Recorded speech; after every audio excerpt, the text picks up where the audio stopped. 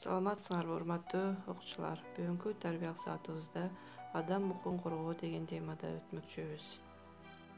Бүгүнкү сабакта адам укугу декларациясы жөнүндө түшүнүккө ээ болосуңар. Өз укугун коргой билүү, өз укугу үчүн күрөшүү зарыл экендигин түшүнөсүңөр. Өзүңөрдүн кургозоруңарды өстүрүүгө умтулуусуна көмөк бересиңер. Патриоттуулукка тарбияланасыңар. Балдар, укук деген сөздү кандай түшүнөсүңөр? Адам укугу жөнүндө эмне айта аласыңар? Укук менен милдет жөнүндө оюңарды айтып бергилечи. Адам укугу жөнүндө эмне айта аласыңар? Адам укуктары адамдын мамлекетке карата укуктук статусунун, анын экономикалык, социалдык, саясий, маданий чөйрөлөрдөгү мүмкүнчүлүктөрүн жана каалоо талаптарын мүнөздөчү түшүнүк. Адам укугун коргоо. Адам укугун коргоо деген эмне? Адам укуктары өз ара байланышкан жана бири-бири менен тыгыз байланышта, аларды эч качан бөлүп ажыратууга болбойт. Жана укуктар булар экиге бөлүнөт. Бул биринчиси табигый укуктар, экинчиси юридикалык укуктар болот. Адам укугунун жалпы декларациясы 1948-жылы 10-декабрда Бириккен Улуттар Уюмунун Генеральный Ассамблеясы тарабынан кабыл алынган. Ал кириш бөлүмдөн жана 30 статьядан турат. Декларация Бириккен Улуттар Уюмунун уставынын өнүктүрүлүшү жана конкреттелиши болуп саналат. Расасы, жынысы, дини, тилине карабай адам укуктарын эркиндигин урматтоо, сыйлоо керек деп көрсөтүлгөн.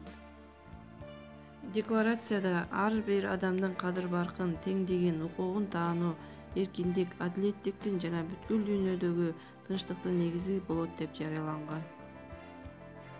Декларацияда инсандын элементардык укуктарынын ичинен эң оболу ар бир адамдын жашоого, эркиндикке, керт башына эч кимдин тийбестиги 3-статья көрсөтүлүп, алар анын жоболорунда да толукталган.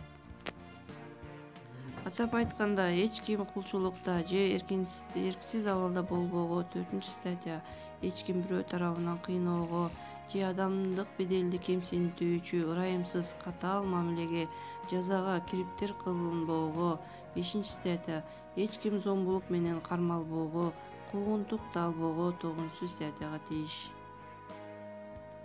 Инсандын элементардык укугуна, ошондой эле адамдын жеке жана үй-бүлөлүк турмушуна, турак жайына эч кимдин тийүүгө укугу жок. Ар бир адам ар намысы менен беделин коргоого 12-статья, укуктуу жана адилдик соту тарабынан корголууга 8, 10, 11-статьяга тийиш. Демек, укук бузулган учурда тиешелүү тартип сакчыларына кайрылуу керек. Эң алгач жергиликтүү органдарга, мектепте болсо мектеп жетекчилигине кайрылуу керек. Өз алдынча териштирүү, чара көрүү, өч алуу менен өзү да укук бузуучуга, кылмышкерге айланып калуусу мүмкүн. Урматтуу окуучулар, сабакты жыйынтап жатып, ар бир адам өз укугун коргоо үчүн күрөшүүсү зарыл. Ал үчүн ал адам өзү эмнелерге укуктуу экендигин билүүсү керек. Мектепте укук боюнча өтүлгөн сабактарга көңүл буруп үйрөнүү жана кошумча материалдарды окуп үйрөнүү менен өзүнүн эмнеге укуктуу экендигин билип алган келечекке жашоого пайдалуу. Адам өзүнүн укугун билүү менен бирге башка адам да ошол эле укуктарга ээ экендигин унутпаш керек.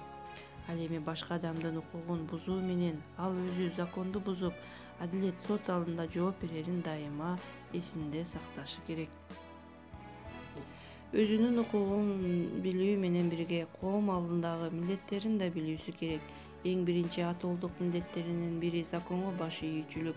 Кайсы мамлекетте жашасаң, ошол мамлекеттин мыйзамдарын сыйлап баш ийүүгө милдеттүүсүң.